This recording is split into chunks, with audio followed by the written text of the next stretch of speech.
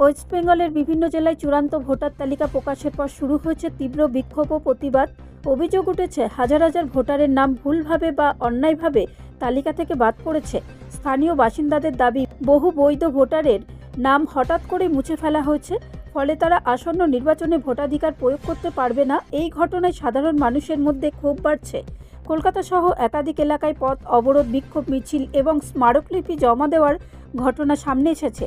বিরোধী দলগুলো এই ইস্যুকে গণতন্ত্রের উপর আঘাত বলে দাবি করেছে। অন্যদিকে শাসক দল অল ইন্ডিয়া তৃণমূল কংগ্রেসের নেতৃবৃন্দ বিষয়টি নিয়ে উদ্বেগ প্রকাশ করেছেন। মুখ্যমন্ত্রী মমতা ব্যানার্জি জানিয়েছেন, একজন বৈধ ভোটারের নামও বাদ পড়লে তা মেনে নেওয়া হবে না এবং প্রয়োজনে আন্দোলনে নামা হবে।